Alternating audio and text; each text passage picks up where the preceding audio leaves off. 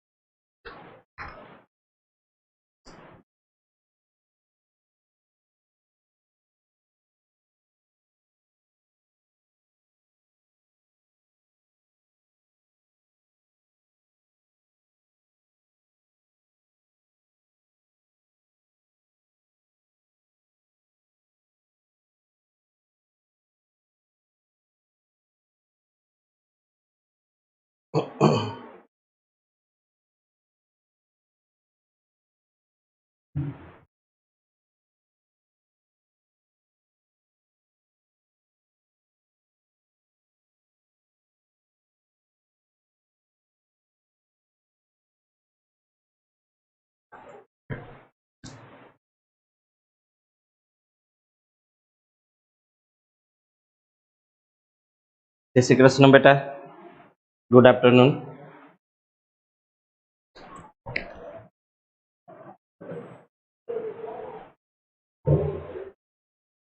Physics chapter 8मो गति 5मो lecture है आज। અત્યાર સુધી જે કંઈ જોયું એનું રિવિઝન થોડું કરી અને પછી આગળ વધીએ। ધ્યાન આપજો રિવિઝનમાં। આ ચેપ્ટરમાં પહેલા આપણે જોયું ગતિ એટલે શું,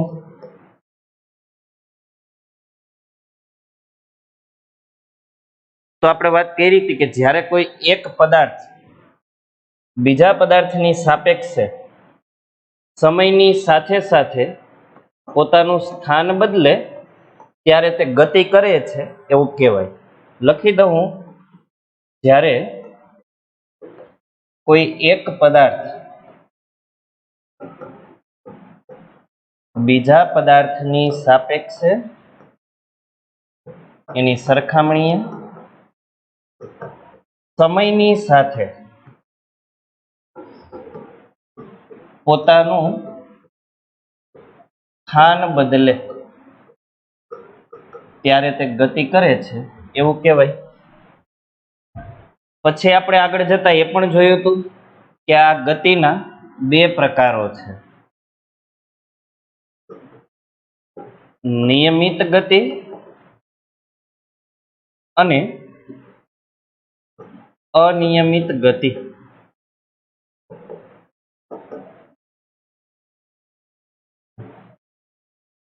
નિયમિત ગતિ મતલબ કે પદાર્થ સમયના એક સરખા ગાળામાં એક સરખું અંતર કાપે।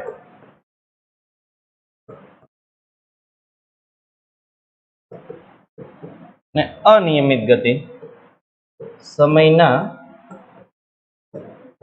એક સરખા ગાળામાં એક સરખું અંતર ન કપાય। આ બધું આપણે એક્ઝામ્પલ સાથે જોઈ લીધેલું છે। નિયમિત અને અનિયમિત ગતિ આપણે જોઈ।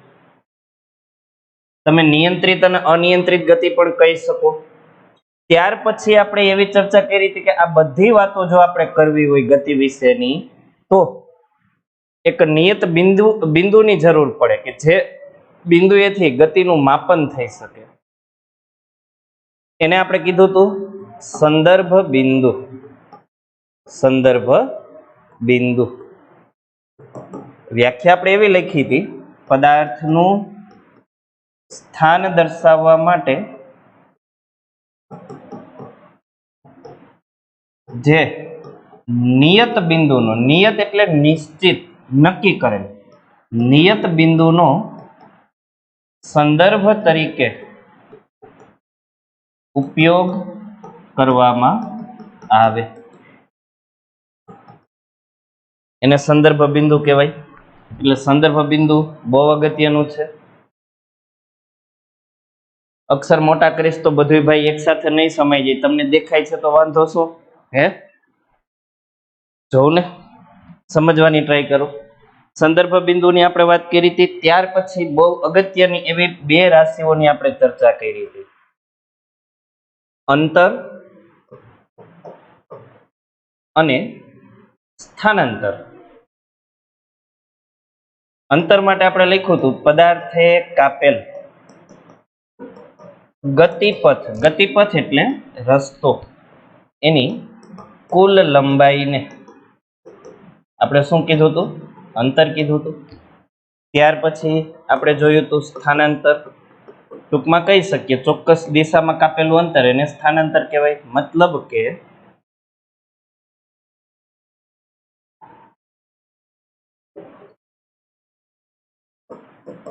પદાર્થની ગતિ દરમિયાન પ્રારંભિક અને અંતિમ બિંદુ વચ્ચેના લઘુત્તમ અંતરને, ઓછામાં ઓછા અંતરને આપણે સ્થાનાંતર કીધું હતું. આગળ એવી પણ ચર્ચા કરી હતી કે આપણે અંતરને દર્શાવવું હોય તો કોઈ દિશાની જરૂર નથી. મતલબ કે અંતર અદિશ રાશિ છે, જે રાશિને દર્શાવવા માટે માત્ર એના મૂલ્યની જરૂર પડે, દિશાની નહીં. જ્યારે સ્થાનાંતર સદિશ રાશિ છે. આપણે એ પણ જોયું હતું કે અંતર અને સ્થાનાંતરનું માપન આપણે કઈ રાશિમાં કરી શકીએ? તો કે અંતર અને સ્થાનાંતરનું માપન કરવા માટેનો એસઆઈ એકમ,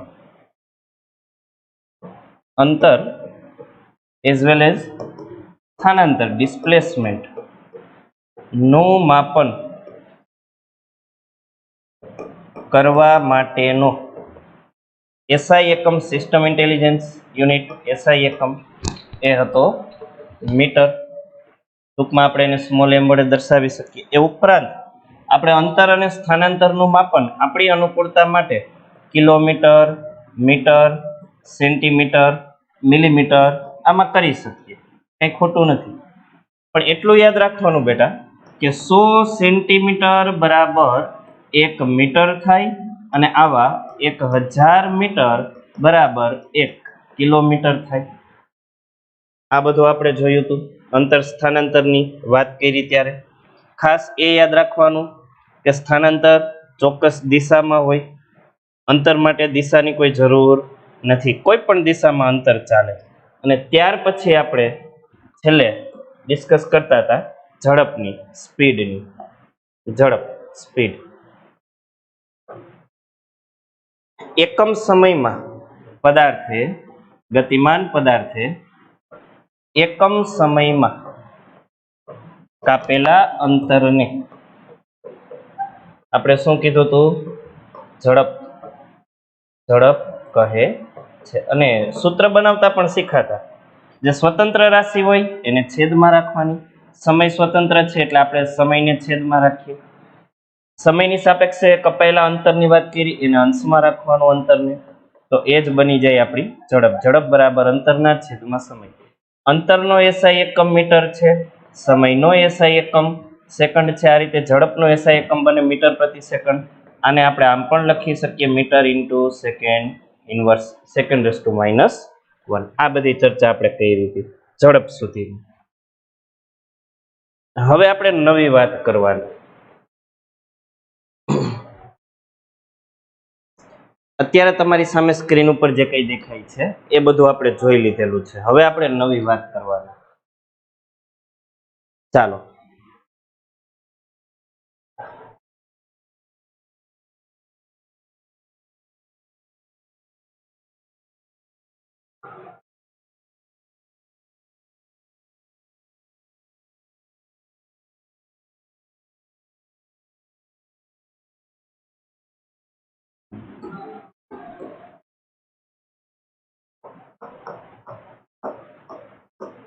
સરેરાશ ઝડપ.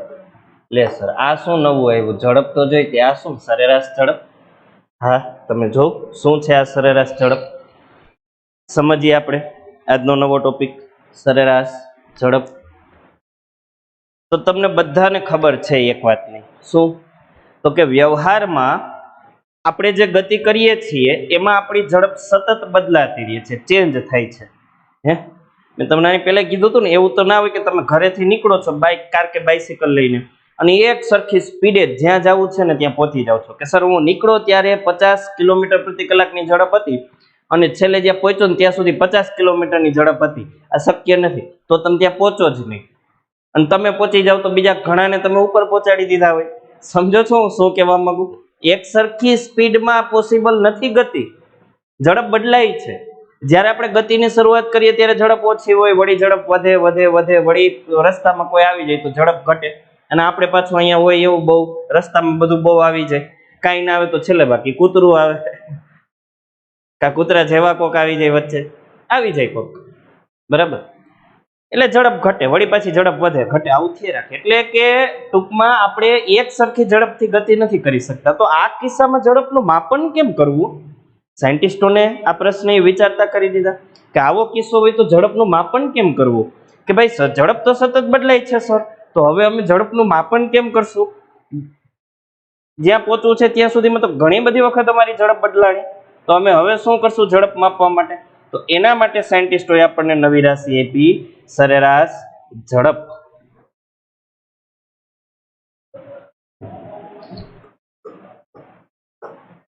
જોજો સરેરાશ ઝડપ એટલે શું, હું લખું છું.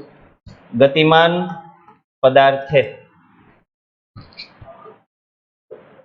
કાપેલું કુલ અંતર, આ શબ્દ જો કુલ અંતર, અને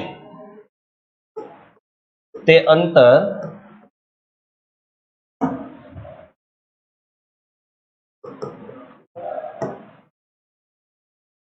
કાપવા માટે લાગતા કુલ સમય ના ગુણોત્તરને, એનો અંશ અને છેદ સ્વરૂપનો ગુણોત્તર લઈ લેવાનો, એને જ આપણે કહેશું સરેરાશ ઝડપ. બહુ સરળ છે, હું તમને એક્ઝામ્પલ લઈને સમજાવું, તમે ધ્યાનથી સાંભળજો. માનો કે તમે અહીંથી અમેરિકા જાઓ છો. માનો ને, માનવામાં શું જાય?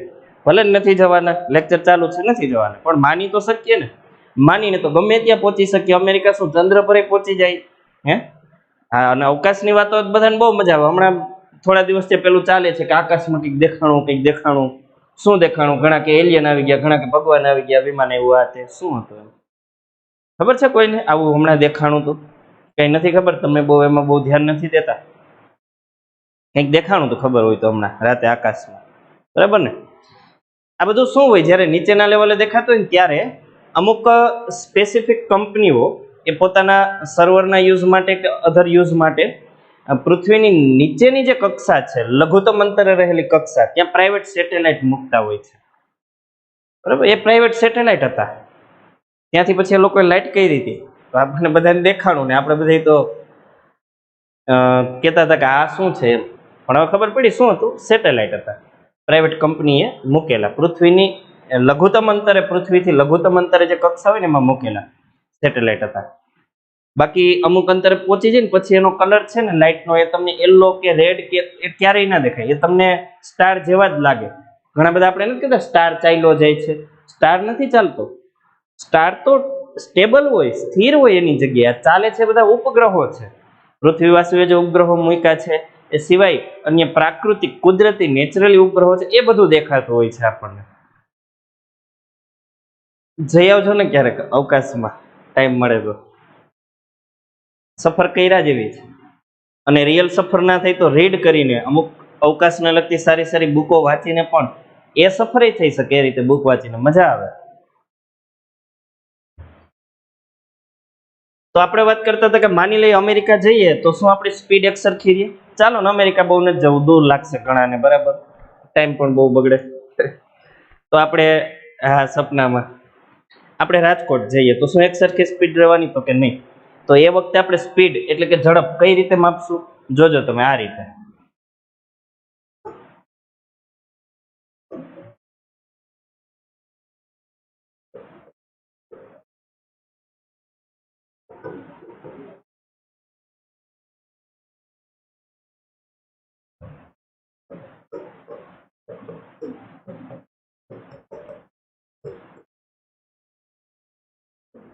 કાપેલું કુલ અંતર છેદમાં એ માટે લાગતો કુલ સમય, એને આપણે ઝડપ નહીં પણ કહેશું સરેરાશ ઝડપ.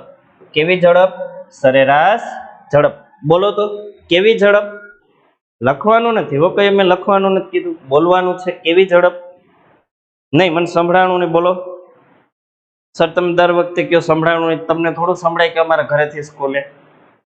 વાત સાચી છે, પણ તમે બોલો ને એ અગત્યનું છે. જે બોલ્યા છે જે સ્ટુડન્ટ એને સારું કર્યું. સરેરાશ ઝડપ, કાપેલું કુલ અંતર છેદમાં માટે લાગતો કુલ સમય. આપણે જે એક્ઝામ્પલ લીધું રાજકોટનું, માની લ્યો કે રાજકોટ પહોંચવામાં તમારે 2 કલાકનો સમય લાગ્યો. હવે સરેરાશ ઝડપ કઈ રીતે? 2 કલાકનો સમય લાગ્યો.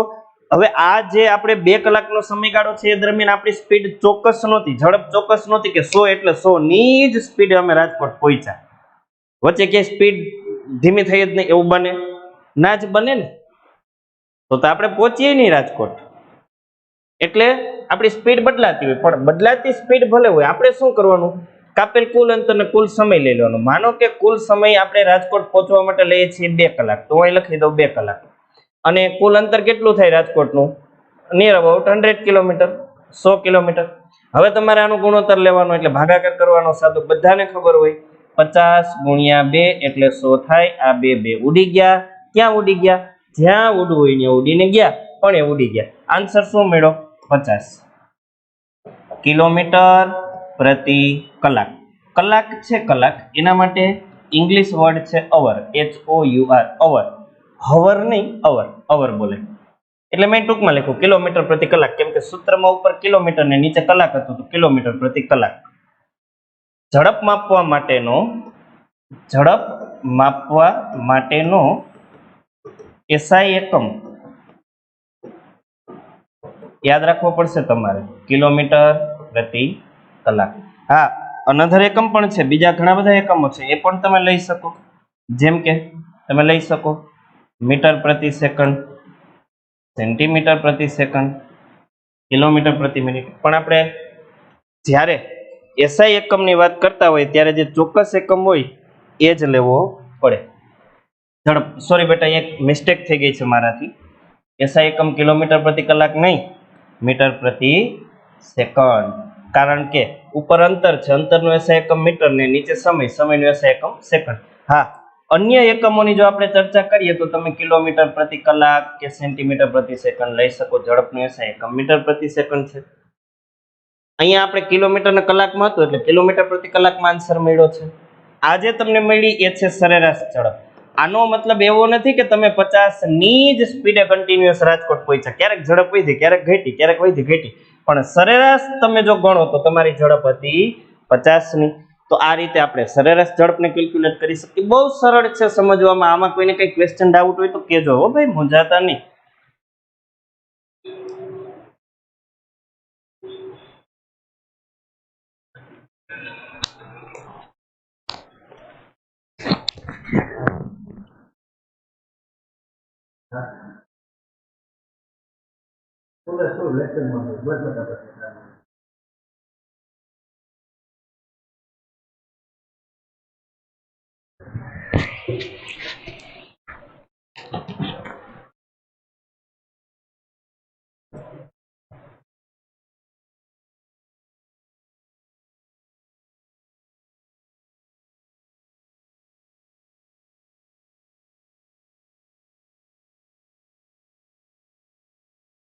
ઓકે, તો આટલું બધું જોયા પછી આપણે ઝડપ પછી ઝડપનો મોટો ભાઈ. શું બોલ્યો હું? ઝડપનો મોટો ભાઈ. અહીંયા ભાઈ બેન બધા બહુ આવશે. મોટો ભાઈ, નાનો ભાઈ. આમાં એવું જ છે ને, જો અંતર સ્થાનાંતર બે ભાઈઓ જ હતા. અંતર નાનો ભાઈ, સ્થાનાંતર મોટો ભાઈ. ઝડપ નાનો ભાઈ, સરેરાશ ઝડપ મોટો ભાઈ. થઈ ગયું આટલું. હજી આવશે ઝડપ ને સરેરાશ ઝડપને લગતું આગળ. ત્યારે હું કહીશ એને આપણે શું કહેશું, ભાઈ છે કે કાકાનો ભાઈ છે કે શું છે એ બધું. બરાબર, સરેરાશ ઝડપ આપણે જોઈએ. હવે આપણે એના પછીની રાશિ જોઈએ, એ પણ સરળ છે એકદમ. એ છે નિયમિત ઝડપ. કેવી ઝડપ? નિયમિત ઝડપ. શું છે આ નિયમિત ઝડપ? જોઈએ આપણે. નિયમિત ઝડપ, જ્યારે કોઈ ગતિમાન પદાર્થ સમયના એક સરખા ગાળામાં એક સરખું અંતર કાપતો હોય ત્યારે આવો પ્રત્યેક પદાર્થ પ્રત્યેક સમયગાળામાં મેળવેલ સરેરાશ ઝડપ એક સરખી દર્શાવે, આથી આ પદાર્થ નિયમિત ઝડપે ગતિ કરે એમ કહેવાય.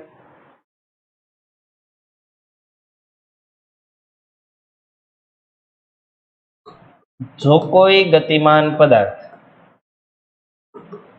કેવો પદાર્થ? ગતિમાન પદાર્થ. સ્થિર પદાર્થની આપણે વાત જ નહીં કરીએ. જો કોઈ ગતિમાન પદાર્થ સમયના એક સરખા ગાળામાં એક સરખું અંતર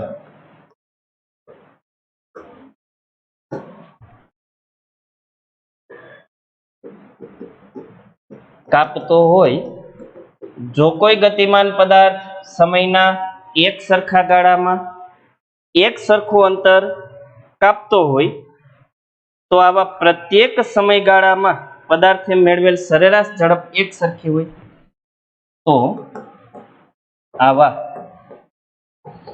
પ્રત્યેક સમયગાળામાં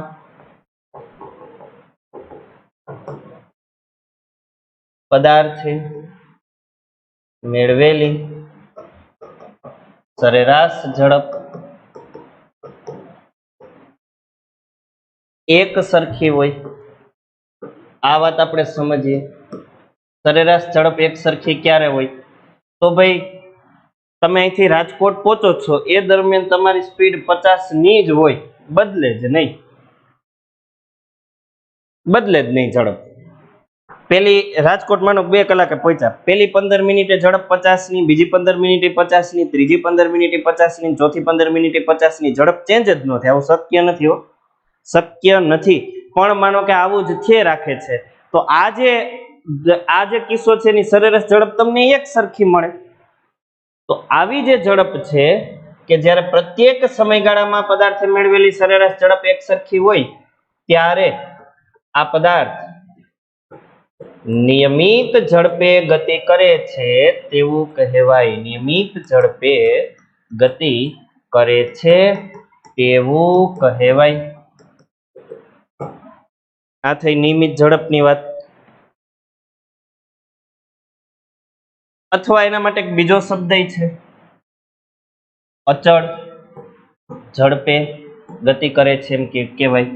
અને નિયમિત ઝડપે ગતિ કરતો પદાર્થ હોય તો એની ઝડપ એક સરખી જ રહેવાની, મતલબ કે ઝડપ અચળ રહેવાની.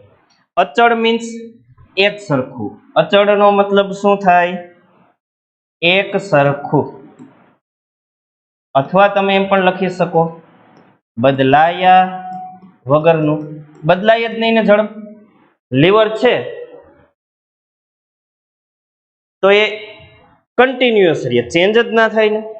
નિયમિત ઝડપ ફરીથી એક વખત સમજાવી દઉં, જોજો તમે. જો એક્ઝામ્પલ લઈએ આપણે. માનો કે આપણે જુનાગઢથી ક્યાં જશું ભાઈ? હવે જુનાગઢથી માનો કે આપણે જુનાગઢથી ચાલો વેરાવળ જઈ આવીએ. રાજકોટ તો બહુ બધી વખત ગયા, વેરાવળ જઈએ. અને માની લઈએ કે જુનાગઢ ટુ વેરાવળ ડિસ્ટન્સ છે 100 કિલોમીટર, 100 કિલોમીટર. હવે આપણે સવારે 9 વાગ્યે ગતિનો પ્રારંભ કર્યો, એટલે 9 થી 9:30 અડધી કલાકનો ગાળો હું લઉં છું. સમયગાળો અડધી કલાકનો છે, 9 થી 9:30. એ દરમિયાન હું અંતર કાપું છું 40 કિલોમીટરનું. 9:30 થી 10 બીજો અડધી કલાકનો સમયગાળો.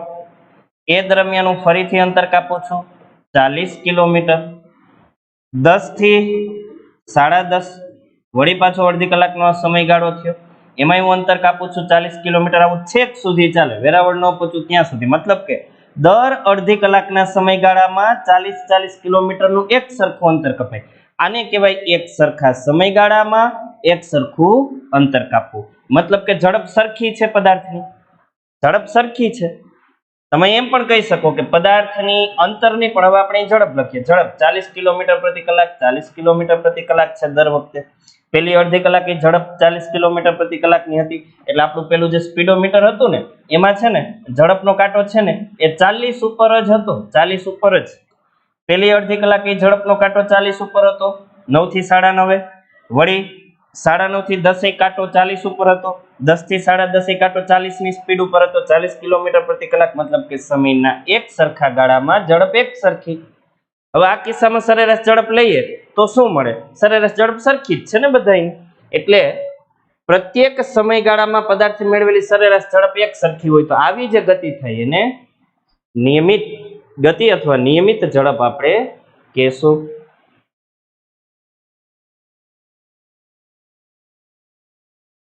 ભલે ને 180 કિલોમીટર થઈ ગયું, પછી વેરાવળ થી સોમનાથ ન જવું હોય ભાઈ? હે, વેરાવળ થી સોમનાથ ન જવું હોય પછી તો વેરાવળ થી સોમનાથ ગયા એટલે બાકીના 20 કિલોમીટર વધી ગયા. બરાબર ને? હજી કોઈને કઈ ક્વેશ્ચન ડાઉટ હોય તો પૂછી લ્યો આમાં નિયમિત ઝડપમાં. ચાલો ફટાફટ, બાકી આમ બહુ સરળ ટોપિક છે, આમ એટલું બધું કઈ હાર્ડ છે નહીં. તો આપણે એક નવો ટોપિક ચાલુ કરીએ.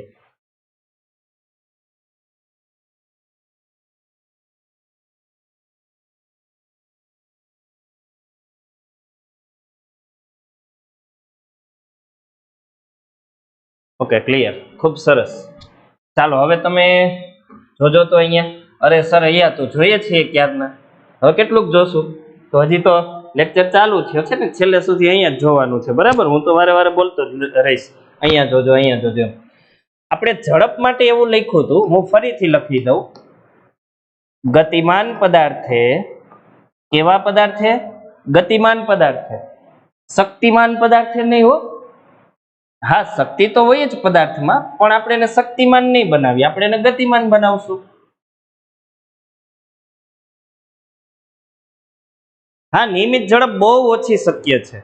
આપણે ડિસ્કસ કરી હતી કે પ્લેન હોય, સ્પેસ શટલ એટલે કે રોકેટ હોય, હેલિકોપ્ટર હોય અને ટ્રેન હોય, તો એના કિસ્સામાં નિયમિત ઝડપ તમને મળી શકે. પૃથ્વીની ગતિ નિયમિત ઝડપ, પછી ઘડિયાળના કાંટાની ગતિ નિયમિત ઝડપ. બાકી નિયમિત ઝડપ શક્ય નથી, આપણા માટે તો શક્ય જ નથી, કેમ કે નિયમિત ઝડપને શક્ય બનાવવા જાય તો આપણે અશક્ય બની જઈએ. એટલે નિયમિત ઝડપ બહુ ઓછી શક્ય છે વ્યવહારમાં. ચાલો હવે અહીંયા ધ્યાન આપજો. ગતિમાન પદાર્થે એકમ સમયમાં, અથવા તમે કહી શકો એક સેકન્ડમાં, એકમ સમયમાં, એકમ એટલે એકને લઈને, 1 સેકન્ડ, 10 સેકન્ડ, 100 સેકન્ડ, એવી રીતે એકમ એટલે એકને લઈને. એકમ સમય, સમયનો એસા એકમ સેકન્ડ છે, એટલે એકમ સમયનો મતલબ તમારે કહેવાનું 1 સેકન્ડમાં કાપેલા અંતરને ઝડપ કહે છે, એવું આપણે જોયું હતું. હવે બેટા વિચારો તો, માનો કે ચોક્કસ દિશામાં ઝડપની વાત કરવામાં, અત્યાર સુધી આપણે કઈ દિશાની વાત નહોતી કરી, ગમે ત્યાં જાવ ને ગમે ત્યાં જાવ, હે, ઝડપ તો હોય, ગમે ત્યાં જાય ઝડપ તો હોય, પણ ચોક્કસ દિશામાં જો ઝડપની વાત કરવી હોય, ચોક્કસ દિશામાં, તો પછી આપણે શું કરશું? એના માટે સાયન્ટિસ્ટોએ આપણને નવી વાત આપી. જોજો તો તમે ધ્યાનથી. ગતિમાન પદાર્થે એકમ સમયમાં અને ચોક્કસ દિશામાં, આ શબ્દ અહીંયા નવો આવ્યો છે, અગત્યનો છે.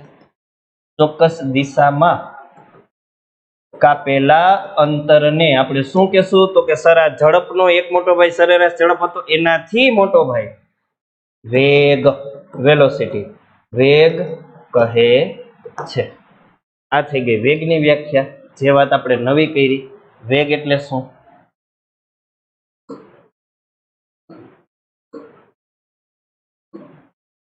ગતિમાન પદાર્થે એકમ સમયમાં ચોક્કસ દિશામાં કાપેલા અંતરને આપણે શું કહેશું?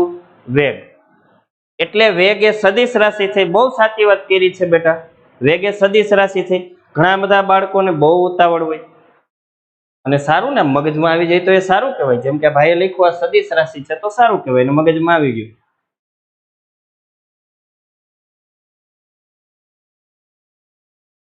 સૂર્યની ગતિ નિયમિત ગતિ કહેવાય ને? હા, સૂર્યની ગતિ નિયમિત ગતિ કહેવાય. જોકે તમારી અત્યાર સુધીની ટેક્સ્ટબુકમાં એવું જ કીધું કે બ્રહ્માંડના કેન્દ્રમાં સૂર્ય છે, જે સ્થિર છે, એની આસપાસના તમામ ગ્રહો ગતિમાં છે. પણ વાસ્તવમાં તો બેટા સૂર્ય ગતિમાં છે, એટલે કે આપણું આખું બ્રહ્માંડ ગતિમાં છે.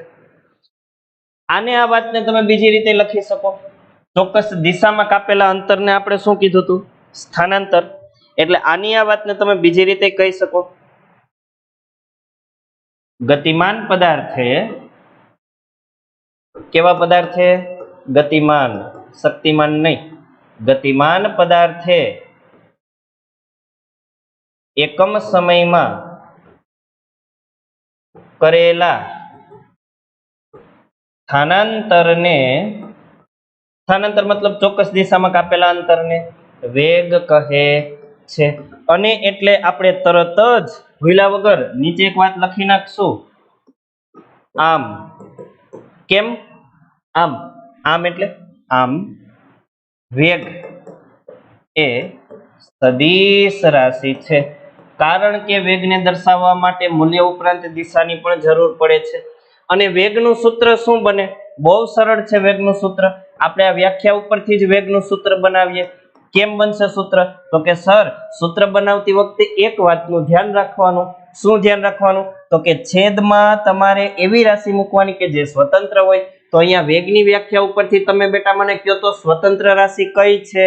ફટાફટ કહો તો તમે મને, સ્વતંત્ર રાશિ કઈ છે વેગની વ્યાખ્યા ઉપરથી? વેગની જે આ ડેફિનેશન લખી એમાં સ્વતંત્ર રાશિ કઈ છે? સમય. હા, એટલે નીચે આપણે લખશું સમય. અને સમયની સાપેક્ષે કેની વાત થઈ? તો કે સ્થાનાંતરની. તો ઉપર આપણે મૂકશું સ્થાનાંતર. લ્યો, આ વેગનું સૂત્ર બની ગયું. આમાં ક્યાં કઈ અઘરું છે? બહુ સહેલું છે બધું. એ તો સર તમને સહેલું લાગે, અમારે તો પાકું કરવું ને. પાકું કરશું આપણે, પણ એક પ્રોપર મેથડથી. કઈ રીતે? તો કે પહેલા આપણે સમજશું કે સૂત્ર કેમ બને, પછી વ્યાખ્યા સમજાઈ ગઈ હોય તો મોટા ભાગે તો વ્યાખ્યા તમે એમનેમ લખી શકો, ગોખવાની જરૂર નથી, એમનેમ ખબર પડી ગઈ. પછી વ્યાખ્યા ઉપરથી સૂત્ર તો આપણને બનાવતા આવડી ગયું, એટલે કઈ સૂત્ર ગોખવાની જરૂર નથી.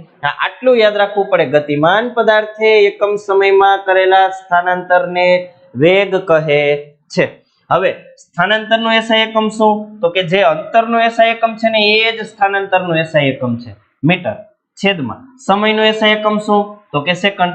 એટલે ભાઈ વેગનો એસઆઈ એકમ બન્યો મીટર પ્રતિ સેકન્ડ અથવા મીટર ઇન્ટુ સેકન્ડ ઇનવર્સ. આમાં કાંઈ નવું છે નહીં, બસ માત્ર દિશા આવી એટલો ફેર છે. દિશા આવી.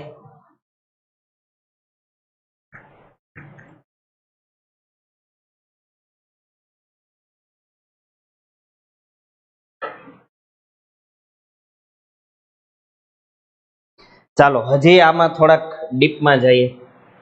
એકમ સમયમાં એટલે કે 1 સેકન્ડમાં કરેલા સ્થાનાંતરને વેગ કહેવાય. તો શું? સાંભળજો, હવે ધ્યાનથી સાંભળજો. બીજું બધું ભૂલી જાવ, બધું ભૂલી જ જાવ, કેમ કે ભૂલો અત્યારે જે ભૂલો છે પાછું યાદ આવી જશે. હા, કઈ કાયમ માટે નહીં ભૂલે, એટલે થોડીક વાર પૂરતું બાકીનું બધું ભૂલી જાવ અને હું કહું એટલું યાદ રાખો.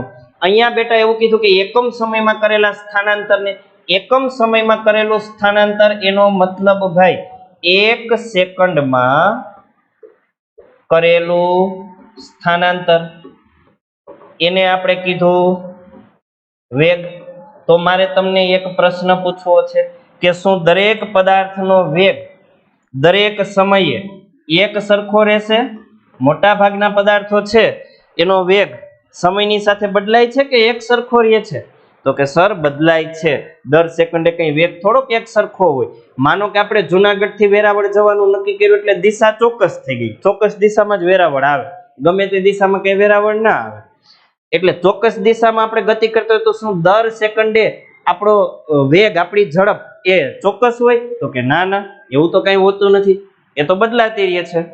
તો એના માટે તો હવે આપણે શું કરશું? તો વેગ તો ચોક્કસ સમયમાં જ મળે.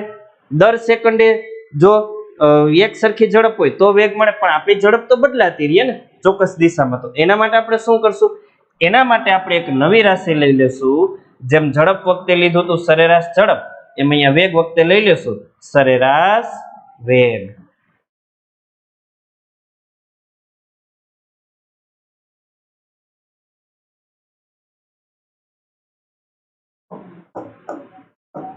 ગતિમાન પદાર્થે કરેલું કુલ સ્થાનાંતર અને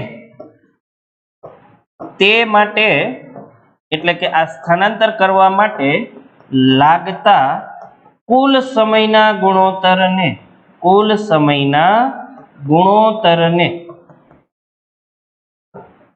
શું કહેશું આપણે? સરેરાશ વેગ. એવરેજ વેલોસિટી, સરેરાશ વેગ કહે છે. હવે હું તમને એમ કહું કે આનું સૂત્ર શું થશે, તો શું એ બહુ અઘરી વાત છે? ના ના સર, બહુ સહેલી વાત છે. સરેરાશ વેગનું સૂત્ર લખવું હોય તો આપણે આમ લખશું, ટૂંકમાં મેં લખ્યું સ પછી ડોટ.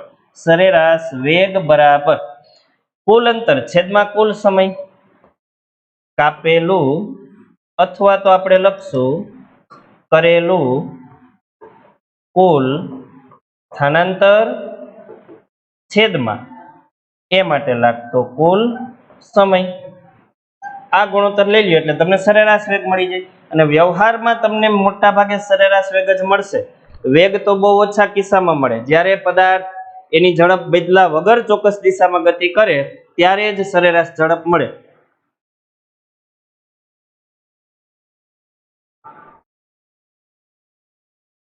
બેટા પૃથ્વીમાં સરેરાશ વેગ નહીં આવે, પૃથ્વીમાં સરેરાશ વેગ નહીં આવે, માત્ર વેગ આવશે. કેમ કે પૃથ્વીની ઝડપ ચોક્કસ છે, બદલાતી નથી. કે ભાઈ એક મહિનો ઝડપ આટલી ને બીજા મહિને આટલી, એવું તો થતું નથી. પૃથ્વીની ઝડપ ચોક્કસ છે એટલે એમાં ખાલી વેગ આવશે, એમાં સરેરાશ વેગ નહીં આવે. ચોક્કસ દિશામાં ગતિ કરતા પદાર્થની ઝડપ સતત બદલાતી હોય ને તો સરેરાશ વેગ લેવાનો. પણ ચોક્કસ દિશામાં ગતિ કરતા પદાર્થની ઝડપ જો બદલાતી ન હોય તો સરેરાશ વેગ નહીં, ખાલી વેગ આવે. અને ઝડપ અદિશ રાશિ છે, ઝડપ સદિશ રાશિ નથી, વેગ સદિશ રાશિ છે. બરાબર ને? અત્યાર સુધીમાં આપણે સદિશ અદિશની વાત કરી ને, એ વાત ફરીથી કરીએ ને તો તમે જો, હું અહીંયા છે ને બહુ મોટા અક્ષરે લખું છું, સદિશ અને અદિશ. તો ભાઈ તમે જોતા જાઓ, સદિશ અને અદિશમાં અંતર છે ને એ અદિશ રાશિ છે. પછી ઝડપ છે ને એ પણ અદિશ રાશિ છે. પણ અંતરનો મોટો ભાઈ સ્થાનાંતર એ સદિશ રાશિ છે. અને એવી જ રીતે ઝડપનો મોટો ભાઈ વેગ એ સદિશ રાશિ છે. આપણી પાસે બધાના સૂત્રો છે. અંતરનું સૂત્ર આપણે લખી શકીએ, અંતર બરાબર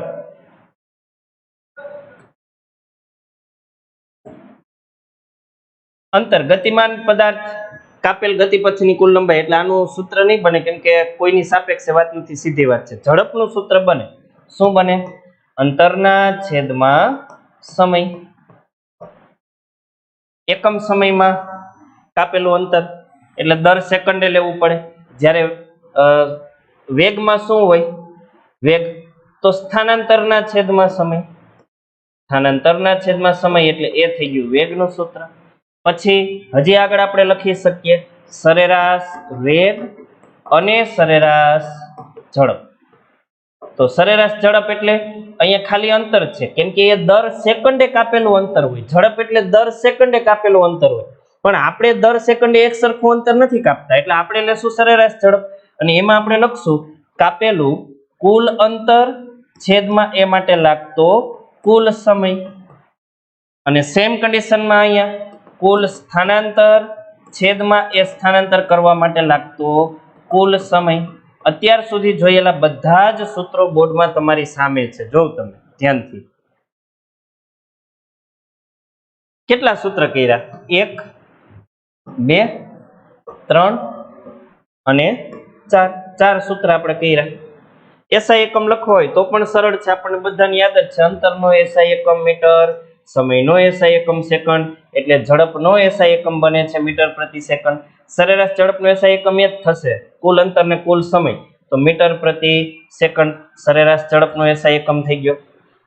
અહીંયા સરેરાશ વેગ કે વેગનો એસઆઈ એકમ એ જ થશે, મીટર પ્રતિ સેકન્ડ. 4 સૂત્રનો એસઆઈ એકમ થશે મીટર પ્રતિ સેકન્ડ. આના ફોટાની તમારે જરૂર હોય તો મોકલી દઉં, જરૂર છે તો મોકલી દઈશ. આજે જે કંઈ આપણે લખ્યું છે 5 પેજ લખ્યા છે. આ પહેલું પેજ, આ બીજું પેજ, આ ત્રીજું પેજ, ચોથું અને 5મું પેજ.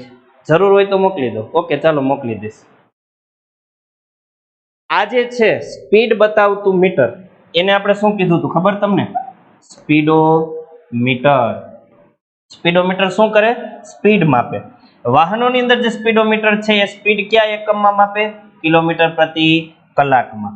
પછી એની અંદર એક બીજું મીટર હોય જે અંતર માપે, તો અંતરનું માપન કરતું જે મીટર છે, અંતરનું માપન જે મીટર વડે થાય એને આપણે શું કહેશું? ઓડોમીટર. કેવું મીટર? ઓડોમીટર. અંતરનું માપન કરે સ્પીડોમીટર, સ્પીડનું માપન કરે. પછી આ ફોટા મોકલો, એમાંથી તમને કઈ અગત્યનું લાગે તો તમારે ફેરબુકમાં લખી લેવાય. પછી દરેક વાત કહેવાની ન હોય કે ભાઈ આ ફેરબુકમાં લખજો. તમને અગત્યનું લાગે એ લખી લેવાનું, એમાં કઈ નવું નથી. આ જે છે એ શું છે?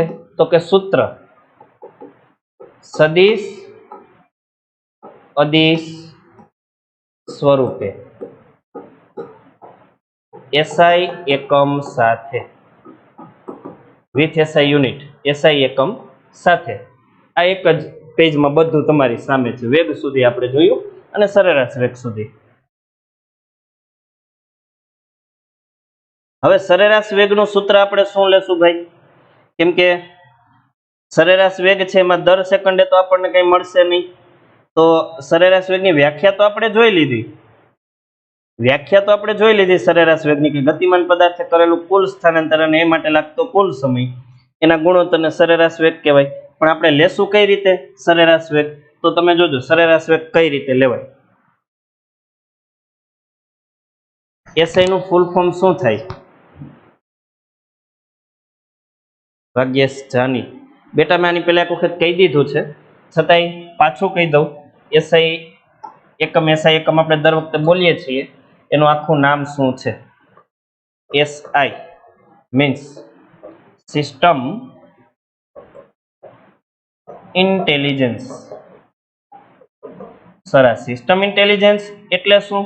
તો વિશ્વ લેવલે માન્ય એવો એકમ, એને આપણે કહેશું એસઆઈ એકમ.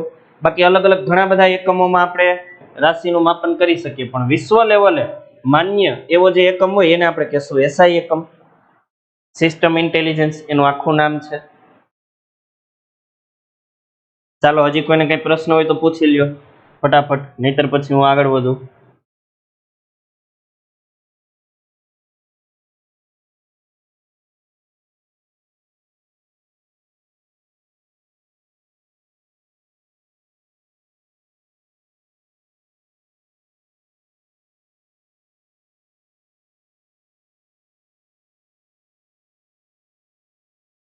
ઓકે, હવે આપણે સરેરાશ વેગની ગણતરી કઈ રીતે કરશું જોજો તમે લોકો. સરેરાશ વેગ, આમ તો સરેરાશ લેતા તમને આવડે છે બરાબર. એના માટે આપણે શું કરશું ખબર? પ્રારંભિક વેગ પ્લસ અંતિમ વેગ ભાગ્યા ઉપર કેટલી રાશિ છે? તો કે પ્રારંભિક વેગ પહેલી રાશિ અને અંતિમ વેગ બીજી, 2. એટલે છેદમાં લખશું 2. માનો કે તમારી ગતિ દરમિયાન ચોક્કસ દિશામાં તમે ગતિ કરો છો, એ દરમિયાન તમારી પ્રારંભિક ઝડપ છે 100 કિલોમીટર પ્રતિ કલાક પ્લસ અંતિમ ઝડપ તમારી છે 200 કિલોમીટર પ્રતિ કલાક. હવે સરેરાશ લેવા માટે શું કરવાનું? તો કે છેદમાં લખવાના 2. 100 + 200 એટલે એ થઈ ગયું 300 કિલોમીટર પ્રતિ કલાક અને છેદમાં 2. બધાને ખબર છે આન્સર 150, 150 કિલોમીટર પ્રતિ કલાક. આ તમને મળે છે સરેરાશ વેગ. ચોક્કસ દિશામાં અલગ અલગ ઝડપના 2 મૂલ્ય હતા, તો મેં પ્રારંભિક વેગ, પ્રારંભિક એટલે ગતિનો પ્રારંભ થાય ત્યારે જે વેગ હોય, ઝડપ હોય એ, અને ગતિ પૂરી થાય ત્યારે. એટલે આ સરેરાશ અને અંતિમ વેગની આપણે સરાસરી લીધી, એનું સરેરાશ લીધું એટલે છેદમાં 2 લખ્યા, 300/2 તો આપણને મળ્યું 150. તો સરેરાશ વેગની ગણતરી તમારે કેલ્ક્યુલેશન થી કરવી હોય તો આ રીતે થાય. સરેરાશ વેગની ગણતરી પ્રારંભિક વેગ પ્લસ અંતિમ વેગ છેદમાં 2. બીજું સાથે સાથે એ પણ યાદ રાખો બેટા, પ્રારંભિક વેગને હવેથી આપણે સ્મોલ યુ વડે દર્શાવશું. તો સર આની પહેલા કઈ રીતે દર્શાવવામાં આવતું? અરે બેટા પહેલા એ જ રીતે દર્શાવવામાં આવતું, હવેથી આ રીતે દર્શાવશું. એટલે તમને ખબર નહોતી ને અત્યાર સુધી, એટલે હવેથી આ રીતે એમ કીધું. બાકી ગયા વર્ષે એની આગળના વર્ષે આ રીતે જ દર્શાવવામાં આવતું, એમાં કાંઈ ફેરફાર છે નહીં. અને અંતિમ વેગને આપણે દર્શાવશું સ્મોલ વી વડે. એટલે આ જે ફોર્મ્યુલા છે ને, એ ફોર્મ્યુલાને તમે આ રીતે પણ લખી શકો. સરેરાશ વેગ average velocity is equal to પ્રારંભિક વેગ સ્મોલ યુ પ્લસ અંતિમ વેગ સ્મોલ વી છેદમાં 2. આ સૂત્રને ટૂંકમાં તમે આ રીતે પણ લખી શકો, સરેરાશ વેગને. અને સરેરાશ વેગને ટૂંકમાં લખવું હોય તો વેગ માટે વેલોસિટી v, વેગ છે એના માટે ઇંગ્લિશ વર્ડ છે વેલોસિટી. કેવી સિટી? વેલોસિટી. કેવી સિટી? વેલોસિટી. વેગ માટે વેલોસિટી એટલે v. પછી અહીંયા નીચે છે ને નાનકડું લખી નાખવાનું AVE. AVE એટલે એવરેજ. એવરેજ એટલે થાય સરેરાશ. સરેરાશને ઇંગ્લિશમાં કહેવાય એવરેજ. આપણે આમ તો ઘણી વખત આ શબ્દનો ઉપયોગ કરીએ કે એવરેજ એવરેજ, પણ એવરેજ એટલે સરેરાશ થાય. સરેરાશ તમને ટૂંકમાં સમજાવું, જોજો સાંભળજો ટૂંકમાં. કે ભાઈ માનો કે હું નક્કી કરું છું, મેં પહેલા કીધું માનો કે, રિયલમાં નહીં, માનો કે હું નક્કી કરું છું કે મારે 9th સ્ટાન્ડર્ડમાં જેટલા સ્ટુડન્ટ્સ અત્યારે ઓનલાઈન છે ને એને બધાને પફ ખવડાવવા, પાર્ટી આપવી, કે કોણ ખવડાવવા. માનવાનું કીધું, રિયલમાં કાંઈ કરવાનો નથી. હા તો કેમ કરવું? કે ઘરે ઘરે આવીને શું બધાને પફ દેવા એને પાર્ટી કહેવાય? નહીં. તો સાથે હોઈએ અને આપણે હળી મળીને વાતો કરતા કરતા આનંદથી ખાઈએ તો એને પાર્ટી કહેવાય. એમને તો અત્યારે થોડીક મજા આવે. ચાલુ થયા પછી વાત અલગ છે, કંઈક વિચારશું. તો માનો કે હું તમને લોકોને પફની પાર્ટી આપું છું અને અત્યારે લાઈવ છે એટલા સ્ટુડન્ટ્સને જ મારે પાર્ટી આપવી છે, તો અત્યારે લાઈવનો આંકડો છે 104, 104 સ્ટુડન્ટ્સ છે. એમાં હમણાં થોડા ઘણા પછી થોડી વાર પછી પાણી પીવા ઊભા થઈ જશે, એટલે આપણે 100 નો આંકડો લઈએ કે ટોટલ 100 સ્ટુડન્ટ છે. અને હું પફ વાળા પાસે ગયો મેં કીધું ભાઈ 100 સ્ટુડન્ટ્સ છે, 9th સ્ટાન્ડર્ડના છે, એને મારે પફ ખવડાવવા, તો તમને શું લાગે કેટલા પફ જોશે? એટલે દુકાનવાળો વિચારે છે કે સર 100 સ્ટુડન્ટ છે, 9મા ધોરણના સ્ટુડન્ટ છે. મેં કીધું હા. કે તો એવરેજ 2 ગણી લ્યો ને. જો એને શું કીધું છેલ્લો શબ્દ? એવરેજ 2 ગણી લ્યો. એવરેજ 2 ગણી લ્યો નો મતલબ સાંભળજો. આ 100 માંથી કેટલાક સ્ટુડન્ટ્સ એવા હશે કે જે એક એક પફ જ ખાશે, ત્યાંનું પેટ ભરાઈ જશે, ધરાઈ જશે. અને કેટલાક એવાય હશે કે જેનું પેટ 2 થી નહીં ભરાય, એ તો 3 ખાઈ જશે. તો શું થયું? કેટલાકે એક એક ખાધા ને કેટલાક 3 ખાધા, તો સરેરાશ એવરેજ શું નીકળી? 2 ની. તો આજે આપણે વાત કરીએ ને એવી રીતે એવરેજ લેવામાં આવે. આને કહેવાય એવરેજ, સરેરાશ. એક જણો 2 ખાશે, જો કહેવાય મીંડા, આપણે કઈ ખવડાવવાના નથી, આ તો ખાલી એક્ઝામ્પલ હતું, બરાબર ને? તો તમને બધાને એમની એમ કહો તો મને કે આ સમજાઈ ગયું સરેરાશ વેગ. આમાં કોઈને કઈ ક્વેશ્ચન ડાઉટ છે નાનો મોટો? ભાઈ ફટાફટ કહો મને.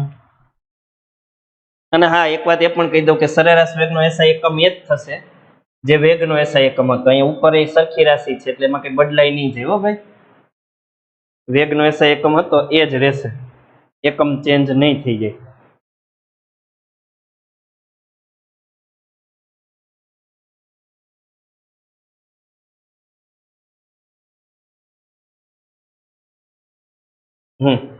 હવે ડાયજેસ્ટની અંદર, નવનીતની અંદર એક 18મો ક્વેશ્ચન આપ્યો છે. ક્વેશ્ચન નંબર 18 ડાયજેસ્ટમાં છે, નવનીતમાં છે. સરેરાશ વેગને સમજાવવા માટેની એમાં ડિસ્કસ કરી છે, એ હું તમને ક્લિયર કરાવી દઉં એટલે ઘરે છે એ પાકું કરતી વખતે પ્રોબ્લેમ ના રહે. એમાં પહેલા તો પ્રશ્ન એવો છે કે સરેરાશ વેગની વ્યાખ્યા આપી તેની સમજૂતી આપો. સરેરાશ વેગની વ્યાખ્યા આપી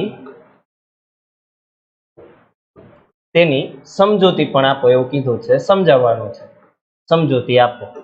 ખાલી વ્યાખ્યા આપીને બેસી નહીં જવાનું, સમજાવવાનું છે કઈ રીતે. તો વ્યાખ્યા તો બહુ સરળ આપી છે કે ગતિમાન પદાર્થે કરેલું કુલ સ્થાનાંતર અને તે માટે લાગતા કુલ સમયગાળાના ગુણોત્તરને પદાર્થનો સરેરાશ વેગ કહેવાય. પછી સૂત્ર આપ્યું, કાપેલું કુલ અંતર છેદમાં કુલ સમયગાળો. પછી એક લાઈન ડ્રો કરી છે, આપણે ડ્રો કરી લઈએ.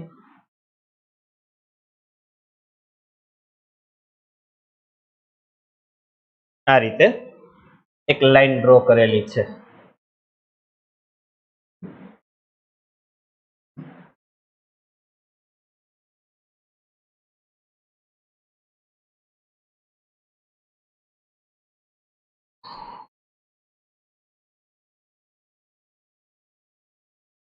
ગતિનું માપન કરવું હોય, અંતર, સ્થાનાંતર, વેગ, કોઈ પણ વસ્તુ, તો પહેલા તો આપણે શું લેવું પડશે? સંદર્ભ બિંદુ. એટલે અહીંયા એ લોકો એક સંદર્ભ બિંદુ લીધું છે જેને નામ આપ્યું છે O. ઓ શું છે? સંદર્ભ બિંદુ. સંદર્ભ બિંદુ. હવે ગતિનું સ્થાનનું અંતરનું માપન બધું અહીંથી થશે સંદર્ભ બિંદુથી. સંદર્ભ બિંદુ છે ઓ. ત્યાર પછી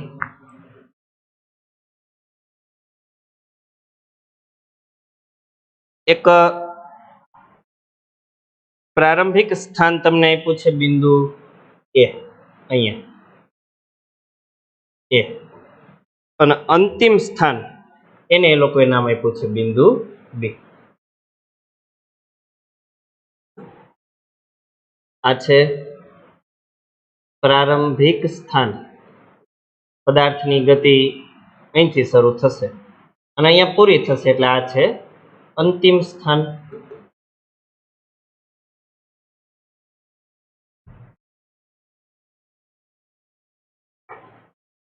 સમય પણ આપ્યો છે સાથે સાથે એ લોકોએ કે ભાઈ અહીંયા જે સમય છે, સમયને આપણે ટાઈમ વડે દર્શાવીએ તો માની લઈએ એ છે T1 સમય અને અહીંયા સમય છે T2 સમય. એ હોઈ શકે અહીંયા 9 વાગ્યા હોય, અહીં 9:30 વાગ્યા હોય, અહીંયા 10 વાગ્યા હોય, 11 વાગ્યા હોય. ટૂંકમાં T1 અને T2 આપણે લઈએ. આ ફોટા મોકલી દઈશું, ટેન્શન લ્યો માં. બધું જે છે બોર્ડમાં અત્યારે બધા ફોટા તમને મળી જશે. હવે આપણે સંદર્ભ બિંદુથી સ્થાન લઈ લઈએ. માની લ્યો છોકરાઓ, સંદર્ભ બિંદુથી એટલે કે અહીંથી, આ સંદર્ભ બિંદુથી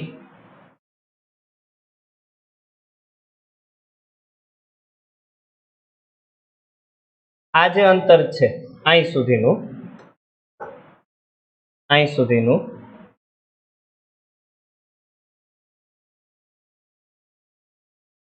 એ અંતર આપણે માની લઈએ x1 છે. આ અંતર કેટલું છે?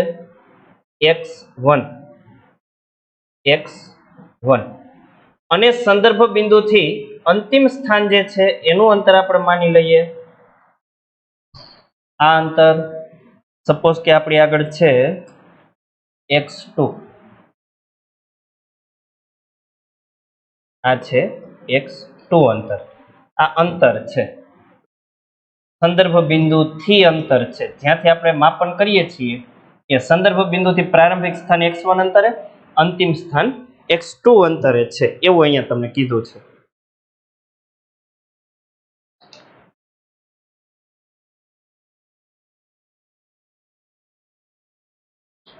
હવે T1 સમયે, T બરાબર T1 સમયે પદાર્થ ગતિનો પ્રારંભ કરે છે, એટલે કે ગતિ શરૂ કરે છે T1 સમયે. અને ત્યારે તે કયા સ્થાને છે? તો કે T1 સમયે પદાર્થ x1 સ્થાને છે. જો તમે સંદર્ભ બિંદુથી x1 જેટલા અંતરે x1 સ્થાને છે. અને T2 સમયે પદાર્થ ક્યાં પહોંચી જશે? x2 સ્થાને છે. T2 સમયે પદાર્થ, T2 સમયે પદાર્થ x2 સ્થાને પહોંચી જાય છે, બી બિંદુ પર પહોંચી જાય છે.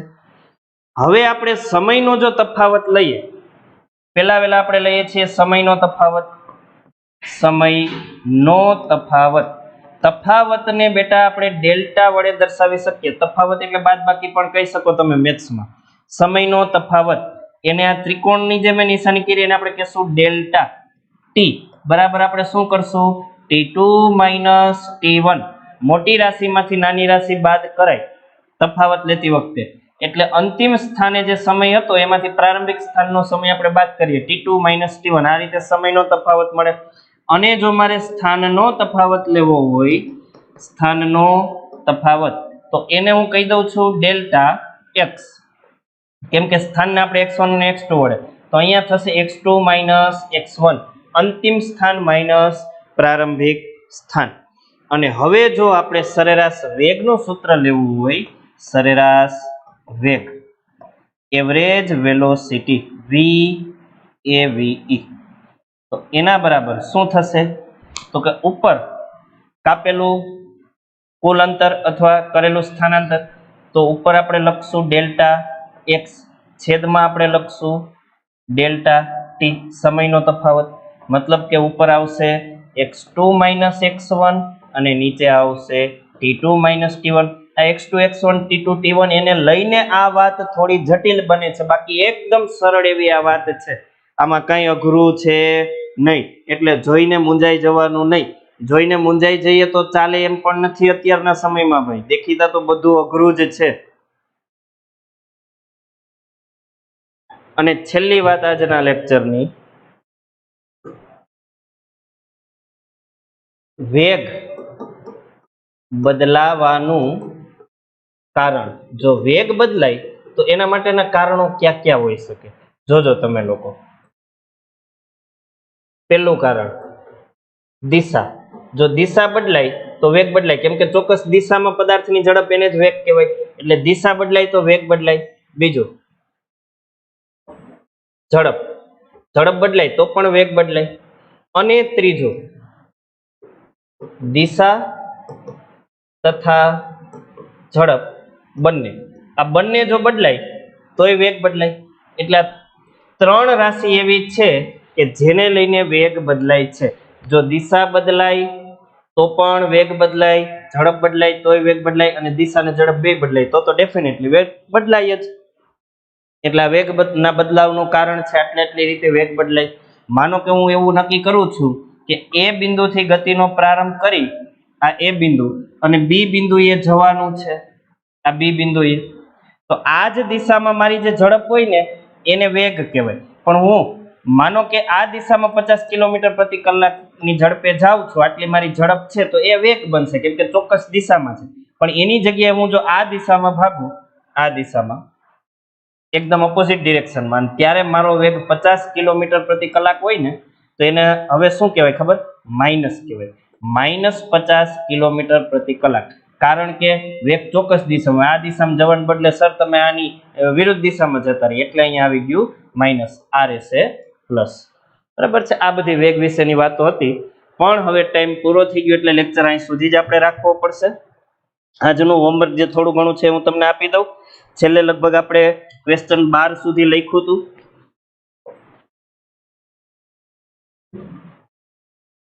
Triangle no meaning delta. Triangle જે છે એને આપણે કહેશું ડેલ્ટા, અને ડેલ્ટા એટલે બીજું કઈ નહીં, તફાવત. તફાવત એટલે બાદબાકી. આપણે અહીંયા તફાવત લીધો છે ભાઈ સમયનો t2 - t1 અને સ્થાનનો x2 - n1, એટલે તફાવતને ટૂંકમાં આપણે આ ટ્રાયેંગલ ડેલ્ટા વડે દર્શાવીએ, એમાં બીજું કઈ નથી. છેલ્લે આપણે ક્વેશ્ચન 12 સુધી લખ્યું હતું, એટલે આજનું હોમવર્ક એમાં ક્વેશ્ચન 13મો, પછી સરેરાશ ઝડપ વાળો 14મો, પછી 15મો નિયમિત ઝડપ વાળો, પછી 16, 17 વેગ વાળા છે બે, વ્યાખ્યા અને સૂત્ર, અને પછી છેલ્લે 18મો પ્રશ્ન સરેરાશ વેગ. 1 2 3 4 5 ને 6, બસ 6 પ્રશ્નો છે નાના નાના. એટલું બધું કઈ વધારે હોમવર્ક છે નહીં. આ 6 પ્રશ્ન કેટલી વખત લખશું? 5 વખત લખી નાખશો ને? પીડીએફ મળી જશે, એ ટેન્શન લ્યો માં. એ તમારે લખવું હોય ભલે ના લખો કઈ નહીં, પીડીએફ લખવાની જરૂર નથી, આ કમ્પલસરી લખવું પડશે.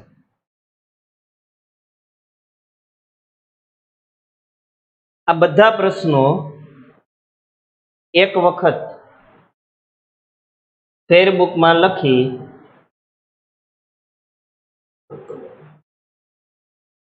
કમ્પ્લીટ કરવા.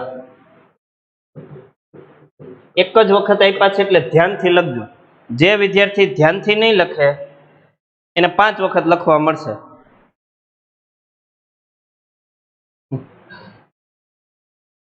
રેડી? નવનીત માંથી છે આ હોમવર્ક, કેમ કે આપણી રેફરન્સ બુક નવનીત છે. નવનીત માંથી આટલા પ્રશ્નો એક જ વખત ફેરબુકમાં લખી કમ્પ્લીટ કરવાના. હોમવર્ક બધાએ ફરજિયાત મોકલવાનું છે. સારું, આજે અહીં સુધી રાખીએ. આવતા લેક્ચરમાં જે કંઈ ચાલ્યું છે બધું આપણે એક વખત ટેક્સ્ટ બુકમાંથી જોશું, રિવિઝન કરશું, પછી આગળ વધશું. દરેક વિદ્યાર્થી મિત્રોને બાય, જય શ્રી કૃષ્ણ, જય હિન્દ.